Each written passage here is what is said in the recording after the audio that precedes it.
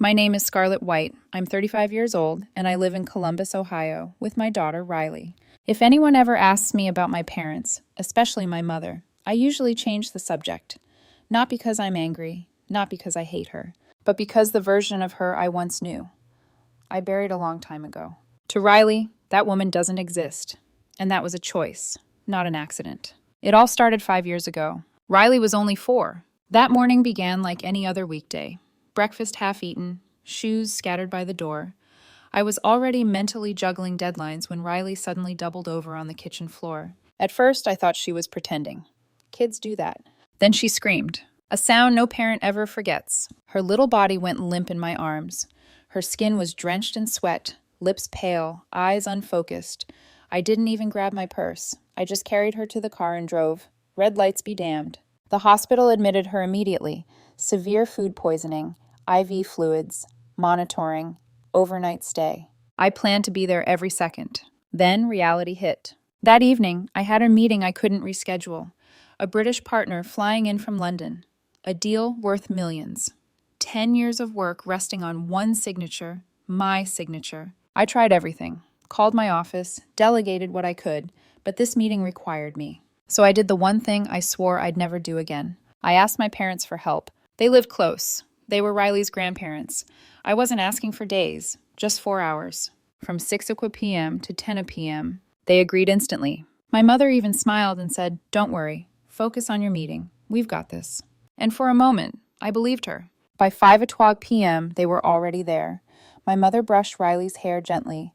My father nodded reassuringly. I left the hospital telling myself everything would be okay. The meeting went smoothly, better than smoothly. By 8:30 p.m., the deal was done. My client noticed me checking the time. "Your daughter comes first," he said gently. "Go." So I ran. I got back to the hospital at 9 p.m., and when I opened Riley's door, the room was empty. No parents, no voices, just the slow, mechanical beeping of the IV machine. A nurse walked in, irritation written across her face. "Does your family even care about this child?" she asked. "No one's been here since 6 p.m. My chest collapsed inward. I called my mother. No answer. Then my father. Nothing. And then, without meaning to, I opened social media. The first photo froze my blood. Jason's birthday party. My younger brother.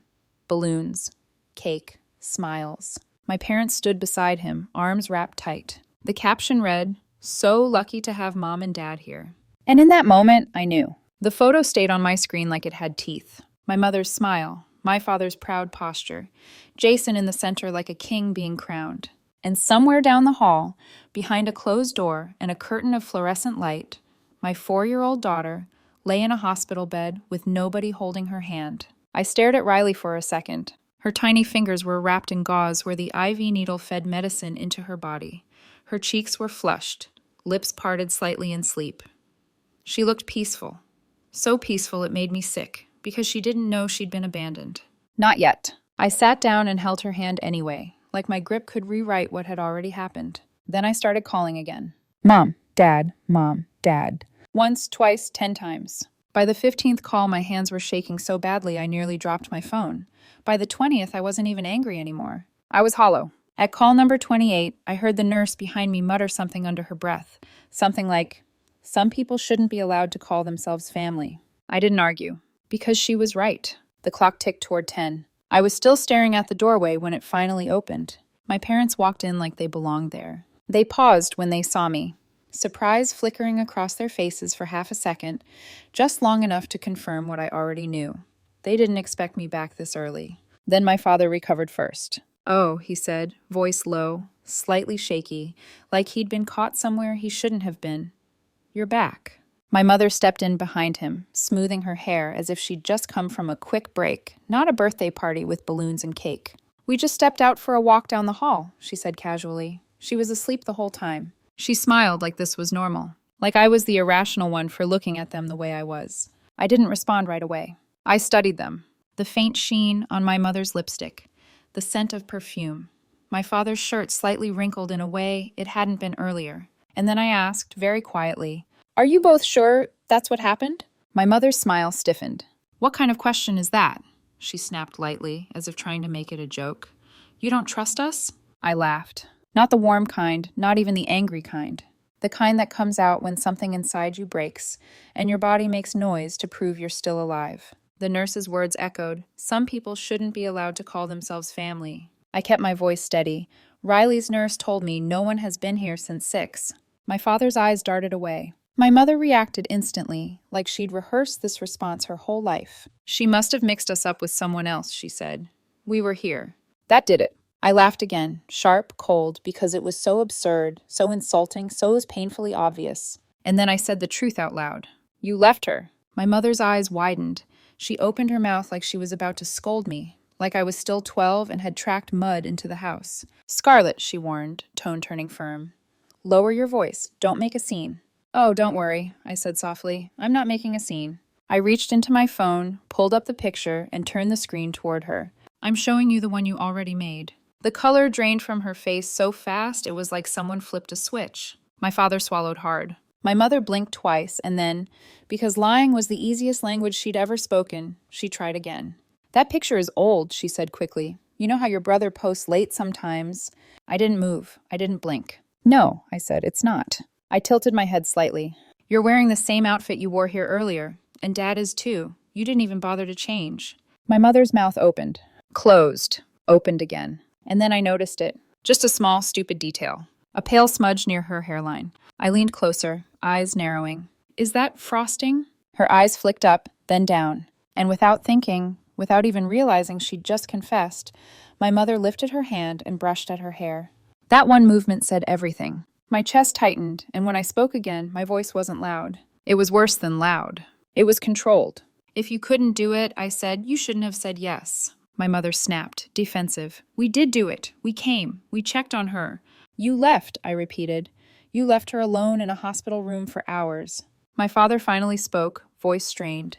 "Scarlett, Jason's birthday." I turned toward him like he'd slapped me. "So that's what this is?" I asked. "A ranking system?"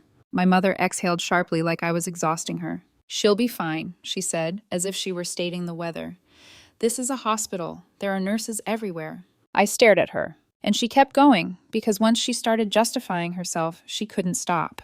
"But Jason's birthday is once a year." The words hit me so hard I went still, because in that moment I realized something terrifying.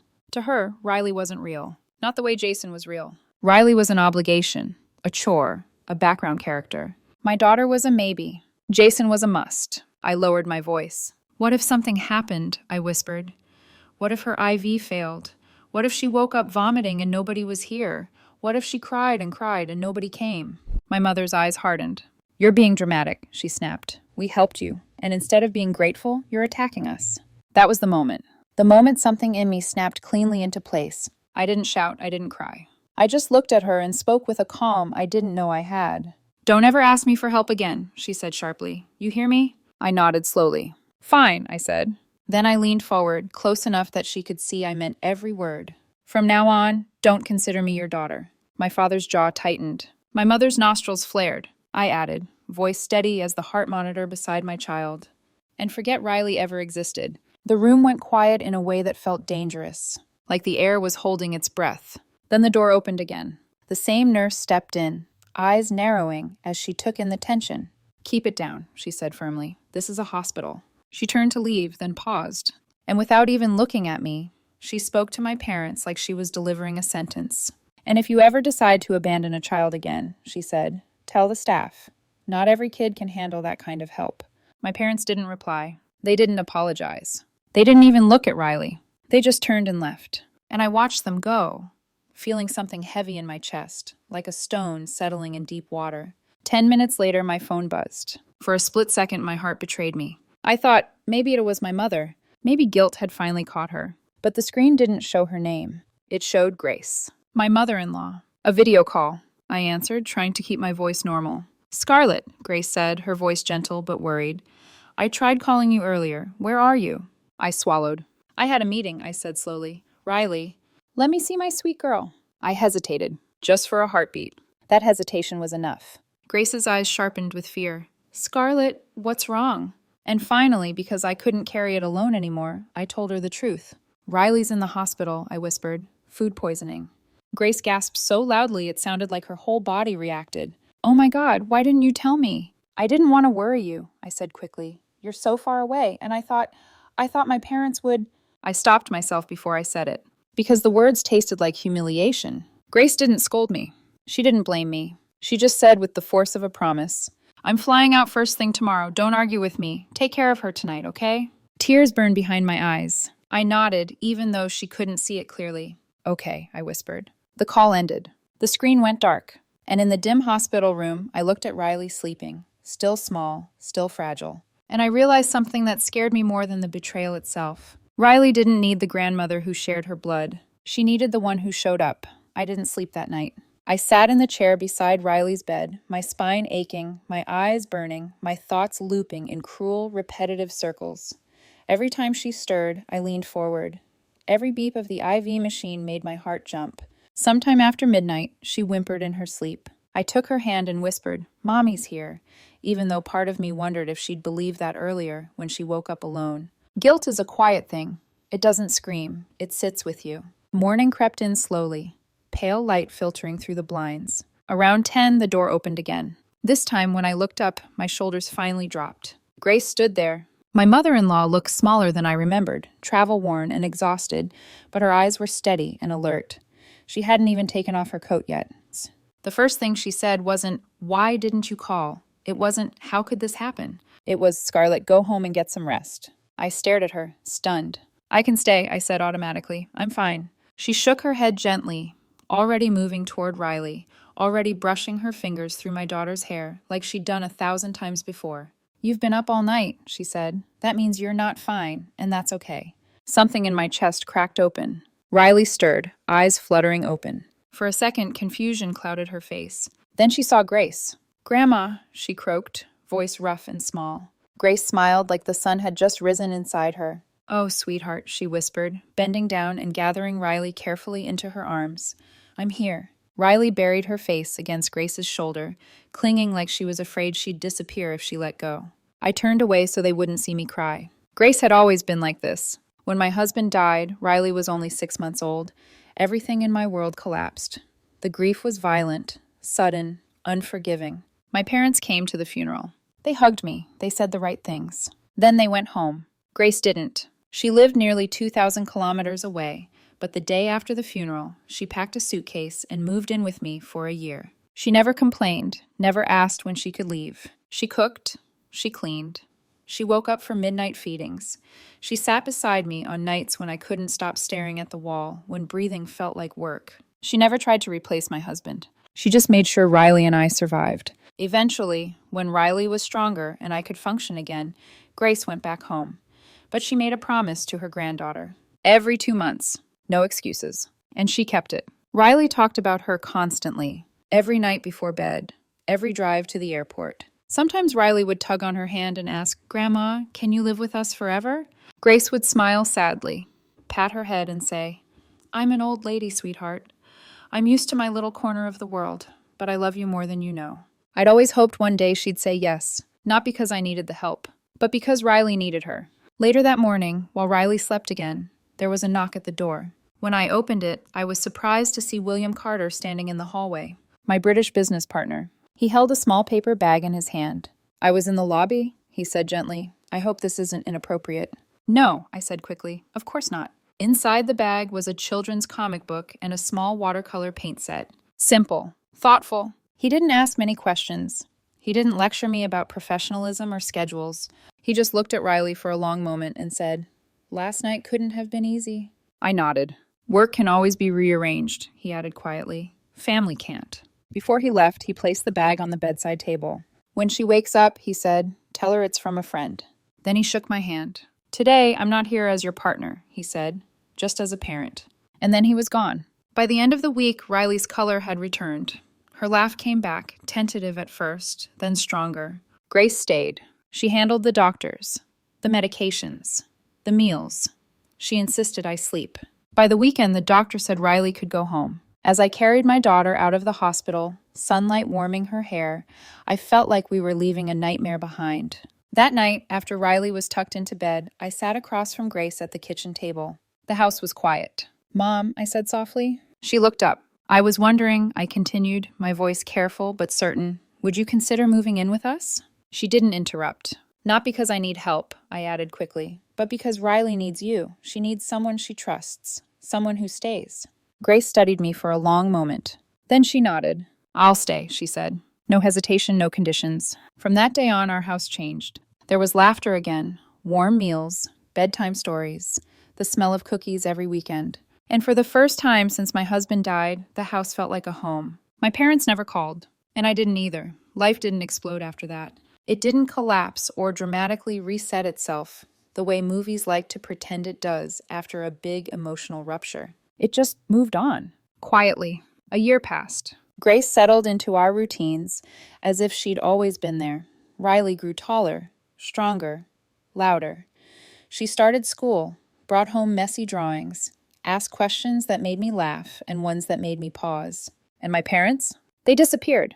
No calls, no apologies, no attempts. At first, I noticed the silence. Then I stopped expecting anything else. One afternoon, while Riley was at school, I decided to clean out the storage room. Grace suggested turning it into a small study space for Riley, a place she could read, paint, and do homework without the TV blaring in the background. I pulled down old boxes coated in dust, winter clothes, broken toys, paperwork from another life.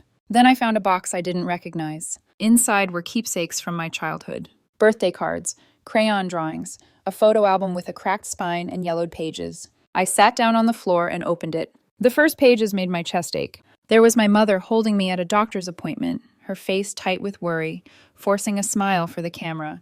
Another of her singing me to sleep, one hand resting on my chest, lips caught mid-lullaby. Notes in her handwriting were tucked between pages. For my daughter's room. Age 2. You are my sunshine. I flipped slowly. Page after page, she was there. And then, without warning, it stopped. The next page was different. The date changed. My brother Jason's birth. From that point on, the album transformed.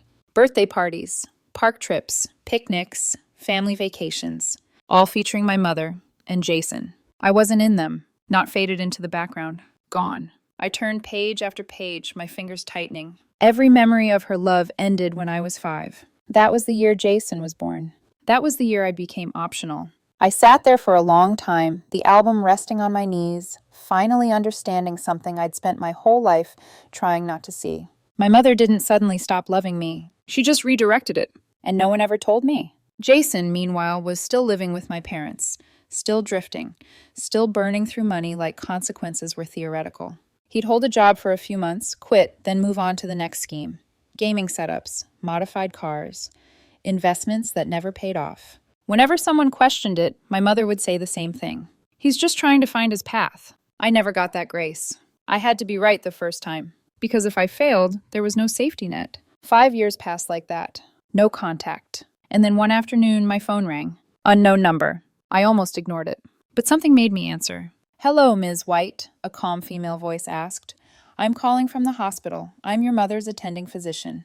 My body went still. She was admitted today, the doctor continued. Blood pressure complications, heart issues. She asked us to call you. I didn't speak. I didn't cry. I just listened. Then I hung up. Not because I was cruel, but because I didn't know how to respond to a woman who once walked out on my daughter to eat birthday cake. I stayed seated, phone heavy in my hand. Across the room, Riley sat at the kitchen table painting with her watercolor set. Grace was beside her, stitching a torn teddy bear like it was sacred work. They were laughing quietly. That was my life now. And I wasn't willing to risk it. I didn't go to the hospital that day. I cooked dinner.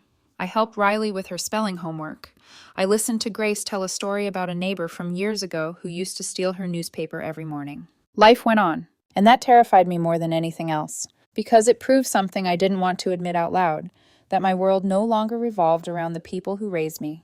3 days later, I found myself standing outside a hospital room anyway. Same hospital, same hallway, different year. The smell hit me first, antiseptic and something metallic underneath.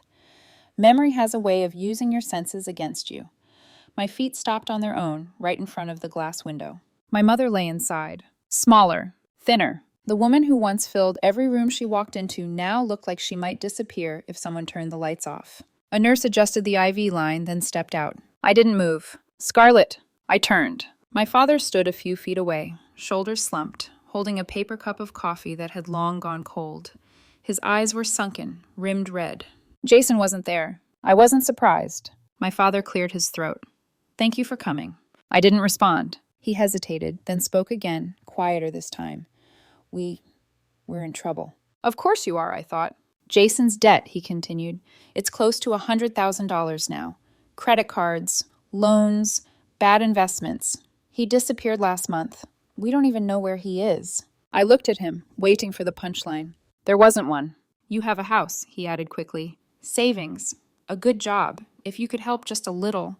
No, I said. One word, flat, final. His face crumpled like he'd been expecting a negotiation. Sell the house, I went on calmly. Pay the debt. I haven't been part of this family for a long time. Silence stretched between us. Then he tried again. If not for Jason, at least come see your mother, he said. She's been asking for you. I stared at the door. 5 years ago, my daughter lay alone behind one just like it. I opened the door and stepped inside. My mother turned her head slowly when she heard me. Her eyes widened, then filled with tears. Scarlett, she whispered, you came. I didn't sit. How's Riley? She asked quickly, desperation edging into her voice. Is she okay? Something cold settled in my chest. She's dead, I said evenly. Her face drained of color. Dead, I repeated, from the day you left her alone in a hospital room to go eat birthday cake. Tears spilled down her cheeks. She shook her head frantically. I was wrong, she sobbed. I'm so sorry, I didn't think. You never do, I said softly. She reached for the bedsheet like it was the only solid thing left in the world. Please, she whispered. Stay a few days. Take care of me. I looked at her. Really looked. And then I said the words she once used on me. She'll be fine. Her eyes searched mine, confused. But Jason's birthday is once a year, I added quietly. Understanding crashed into her face. I turned and walked out. Before leaving the hospital, I transferred $5,000 to my father's account. That's all I have, I texted. Use it wisely. It was a lie. But it was all they were ever going to get. Outside, the air was cold, sharp, honest. I breathed it in and didn't look back. When I got home that night, the house welcomed me the way it always did now. Warm light spilling from the kitchen, the smell of fresh cookies, soft laughter. Grace was at the counter, wiping her hands on a towel.